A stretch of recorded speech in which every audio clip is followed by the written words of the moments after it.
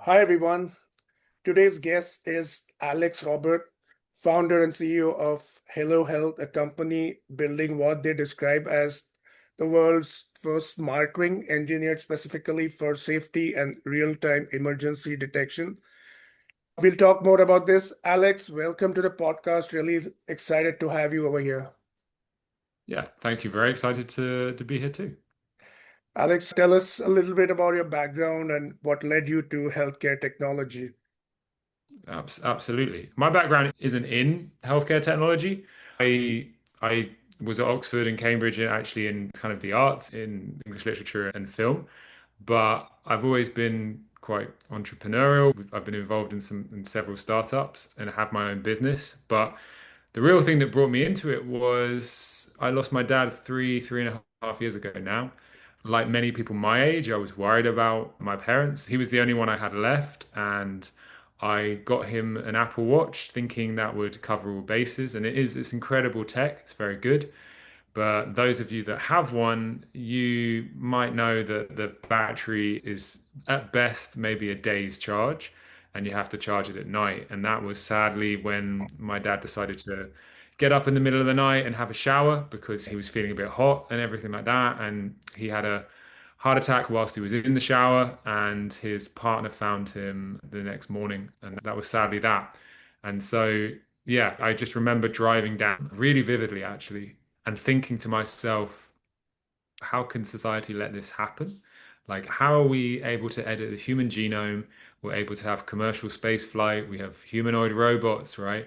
But we're not able to actually take care of the people that mean the most to us. And this is also something we don't often get second chances with. I've heard lots of sad stories.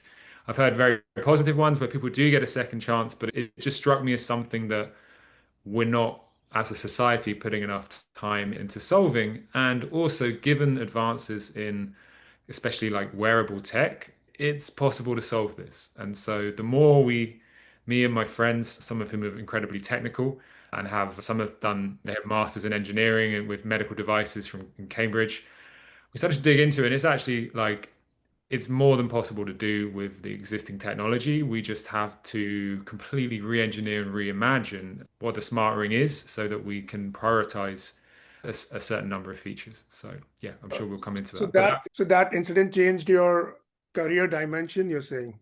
absolutely, yeah, absolutely. We were already involved in startups. I'd worked in several in startups with trucking. I'd worked in startups with kind of Web3 and currency and stuff like this before as well. I also have a background in property. I have a property portfolio that I built from scratch after my mum passed and left me a little bit of an inheritance. So I have that in the background even to this day, but it's mainly I have managers and stuff taking systems taking care of it now. So yeah, this entirely changed the trajectory. And I think I realized that rather than the pursuit of just trying to make money, I wanted to actually do something at this stage of my life. I am 38 now, but I wanted to do something that actually helped people and could do that. My dad himself was he was an accountant by trade. That's what he trained in and had a good career in that. But then he got old and he wanted to also help people. He wanted to become a doctor. They said he was too old, so he just became a nurse, which was, as a kid growing up, you were like, "Oh, my dad's a nurse." It doesn't sound cool, but now, like,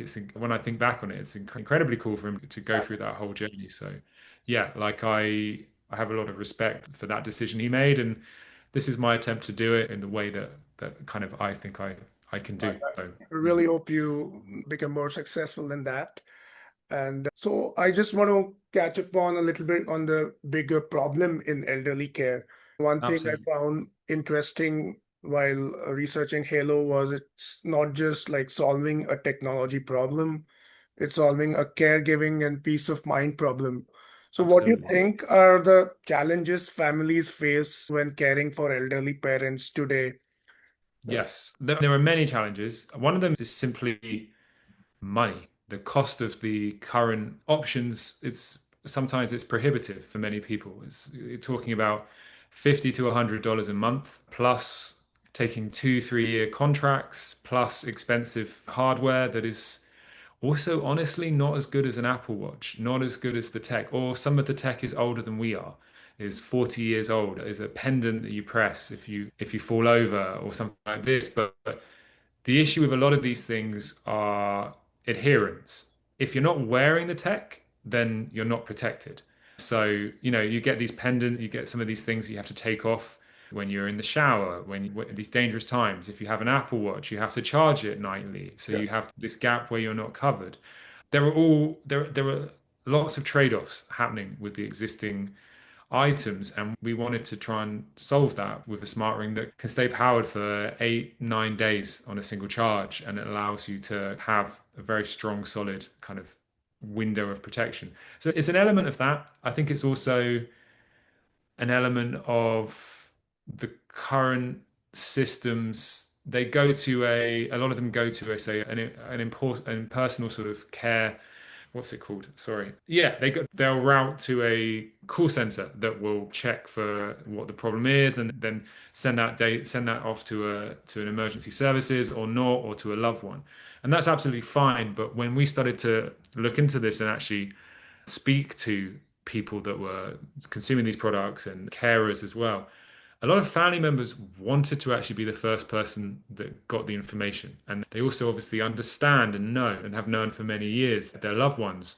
And so there was an idea of this being a more personal way of doing it. And our device presents the information to them and allows them to then make that decision, and they can relay it. So that was our idea. And with that model, we could remove these expensive call centers, and create a far more affordable alternative for many people. Because yeah, Yeah. I want people to, want to stay, yeah. yeah, and people Want want to to, stay want in to their dive a homes. little bit on Halo right now is like, Yeah, of course, what you're like telling us what problem they're solving, yeah, but we would like to also know that how you're doing it, how come, what technology you're building, and why is it different from the Apple yeah, Watches or others and Fitbits and all. And right. even if Yeah, someone wants to be absolutely. in the shower, will it still be there in the shower, or will it be with that person 24/7? So maybe a little Yeah, bit yeah. more on the what Halo delivers to the patients and how the technology is built, maybe on both aspects. Absolutely. So kind of there's our rings. It's designed to be fully waterproof. You wear it 24/7. It's medical grade steel. It's a hypoallergenic resin in the interior. We wanted something that you could basically forget about, so that you're not forgotten about. Where it's different is obviously compared to an Apple Watch is the battery life. It's the lack of intrusion. An Apple Watch is an extension of their phone, and it's a great bit of kit, but it's designed to be sending notifications 24/7. So we wanted to make something that was a lot more elegant, simple, and would just blend into the scenery. It's just another ring. So that You was don't kind need of the to basis. charge it, you said. You don't need to charge that ring. You charge the ring every 8 days, roughly, 8 days. depending Wow, that's amazing. every 8 days. Where this is different, a lot of people will say to us, "Oh, but isn't this an Aura? Isn't can't Aura do this?" And the answer is no, because Aura basically, and other smart rings, Samsung One, Mhm. Ringcon as well, they are all passive data storage devices. So what that means is that they are constantly taking measurements, but they are not relaying them to a phone, relaying them anywhere else to the cloud. They are storing the data, Yeah. and then when you finally open the app on your phone, that is when they're sending the data over. So the big issue there is if you want to be able to protect people, you need to know how they are constantly. And so ours is the first smart ring that is actually sending the data from the ring to the phone, or we also have a hub as well. And so it will send that data across, and we are processing millions of pieces of data every week for that wearer in the cloud, running through far larger algorithms than you could run locally on a ring processor, or even on a watch processor. So we're putting it through that, and that allows us to contact loved ones immediately if we think there is a potential emergency, or even just if it's a trend break, if it's we're baselining the user. So we understand maybe over a couple of weeks their temperature is a bit more elevated, their heart rate is elevated, they're moving less. And these are the sorts of kind of points that we're really excited about intervening in, and just suggesting, hey, you might want to check in on your loved one because they seem a little less active. They seem a little bit thing. We don't diagnose, but we can suggest that they could do with a check-in. They might be getting sick because a lot of older adults, like my father included, also my godfather, who we lost recently included, they will suffer in silence. They don't want to be a burden to the younger generations, and they also don't want to admit that they're not maybe not doing well. I'll be okay. I didn't want to bother you. We hear these phrases a lot. This ring allows caregivers to have a window into their health 24/7, and depending on the permission set, they will get these notifications to say someone's broken trend, that you might want to take a look. And also if there is an emergency, if someone's fallen over, and if there are potential heart issues or any other issues. So that's what we wanted. We wanted 24/7 protection in the smallest form available in the market. We are the first smart ring to have full detection. We've been doing that with multiple university partners. And yeah, we wanted that to all be in a package that had quite a large range. So you can wear the ring, you can go next door, you can leave your phone there, and you're still connected. So these are the sorts of advances that we've done with the smart ring. It's also quite simple and elegant, but by having a signet style, you know which way is up. Now that sounds basic and stupid, really, but normal smart rings, they just, like my wedding ring, they just spin around all day. And so you're getting readings and measurements that are being distorted by the thickness of your skin. And so that's fine if you're just looking for a step count or a sleep score. And if it's just wellness tracking and it's not make or break or important or like important. But for us, we needed to make sure that we had some kind of standardization in the data. And so again, the Signet style, which allows us to have a light up LED in the top and also a larger battery as well. And also the antennae on the top, which is, Yeah. best place for it. But also it allows us to know that bottom is also getting the readings in the right place. So that, This is, I think, something even I need to evaluate for my father, as I told you yeah. that he's going through cancer treatment and something I'm personally like, is it available in all countries now, or it's like, how is it? And how is So it priced right now?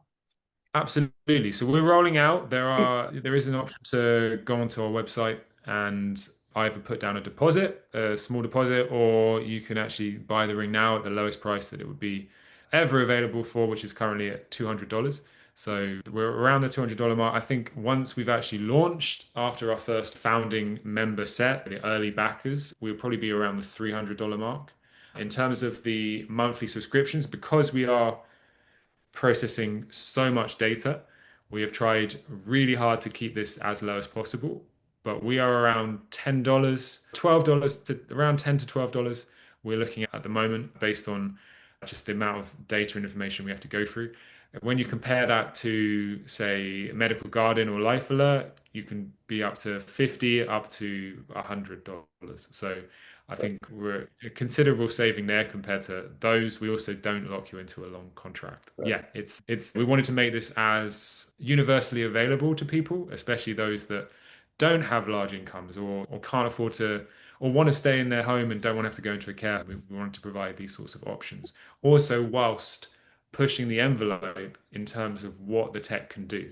A lot of these existing solutions are great if you are able to press the button.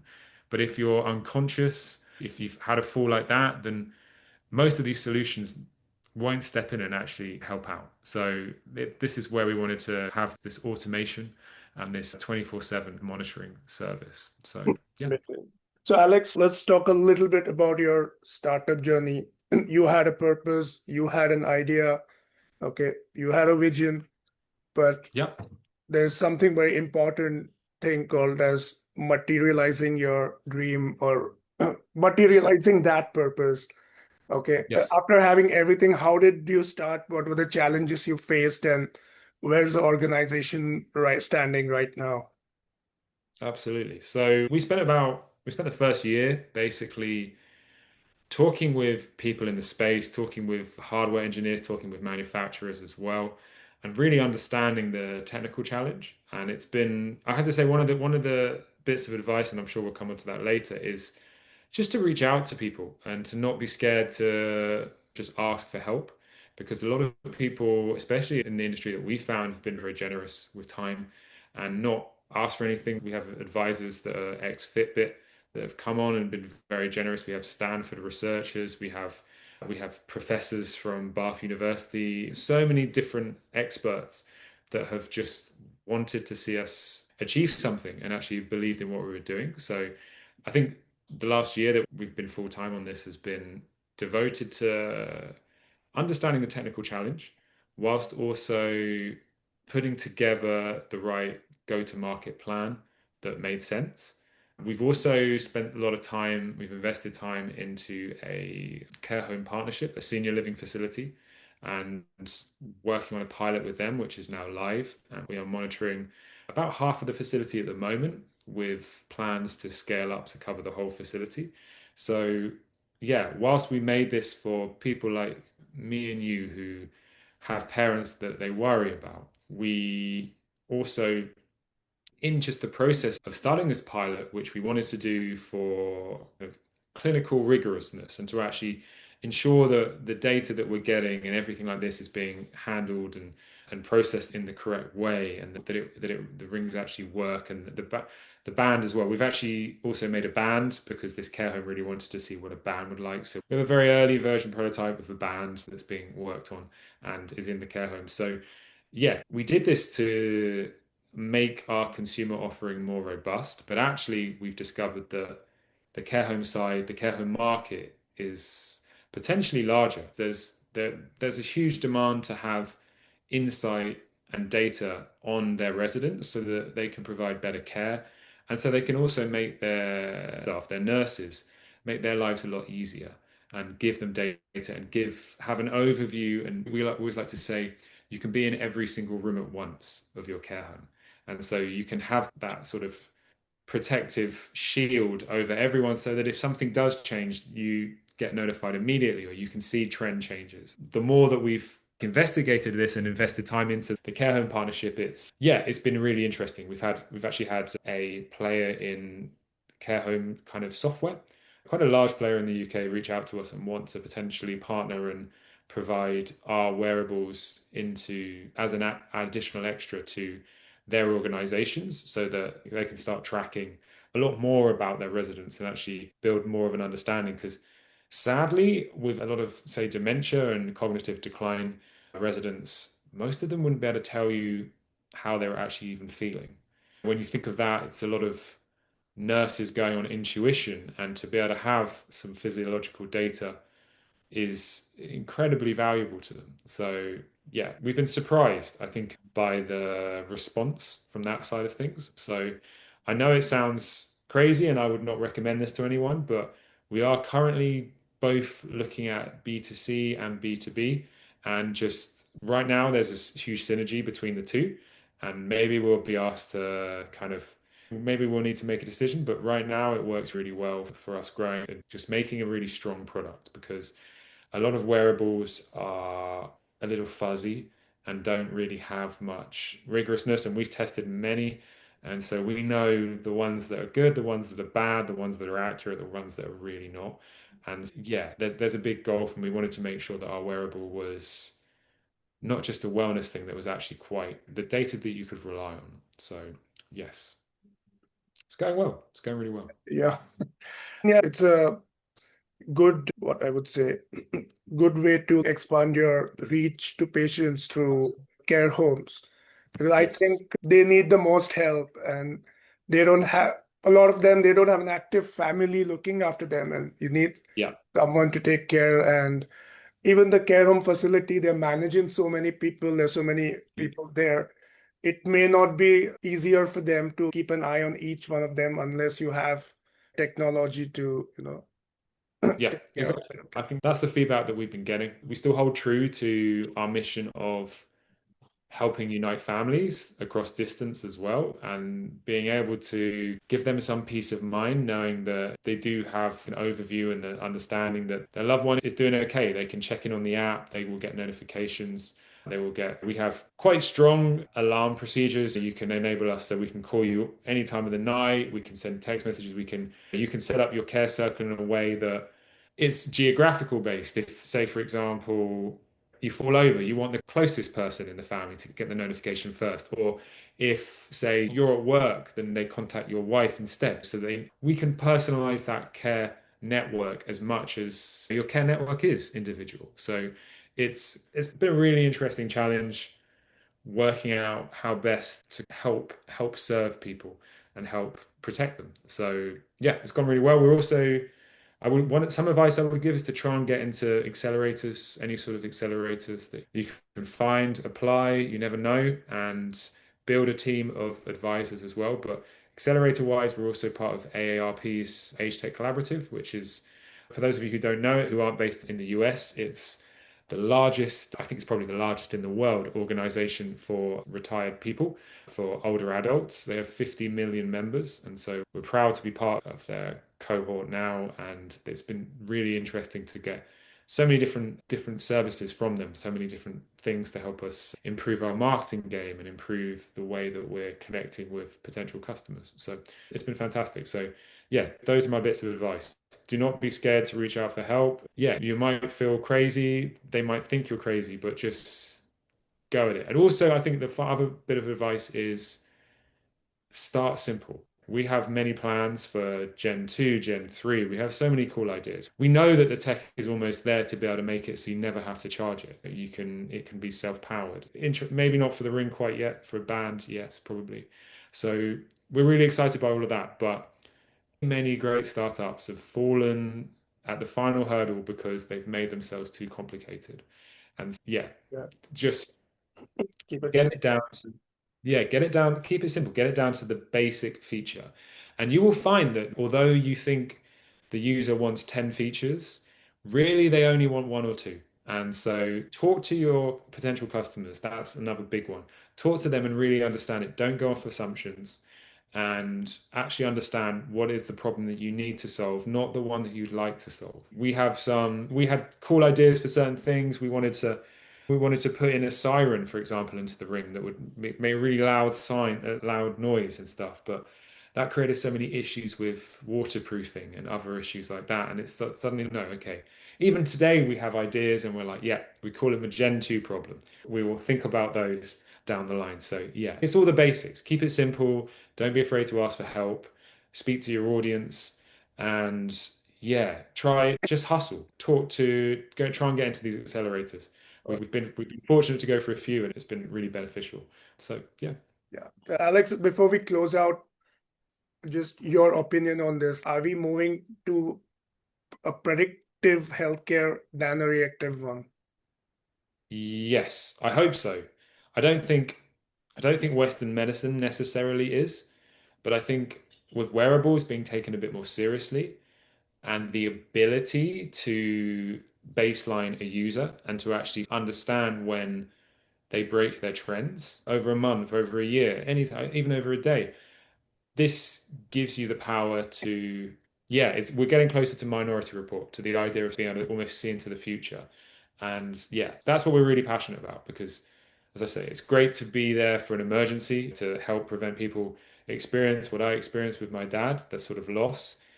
But again, I lost my godfather a month in October, and he just got a simple stomach bug. But he Oh, suffered in silence for 3 weeks and then ended up in hospital and then called me and said, oh, they told me I'm not going to make it. And I had to fly in. And it was insane. But that's sometimes how these things go. They just spiral, especially with older people. You don't always get a second chance. So, I know. yes, that's what we're really passionate about. So, yeah, Anyways, thank you. Thank you, Alex. This was a fantastic conversation. And what stood out to me was like, you're not just building another wearable device, but it's like addressing something deeply human, I would say, focusing on exactly. safety, independence, and most importantly, the peace of minds of families. Absolutely. Yeah. Thank And also of the wearer, knowing that someone is actually looking out for them. If they have a problem, anyone. they're not alone. So I think it's every peace of mind all around. So that's what we're building. Brilliant. Thank Thank you, you very Alex. much. And Yeah. I hope Haelo becomes a big success. Thank you very much. I really appreciate it. And I hope your podcast also becomes a great success. So Thanks. fantastic. Cheers.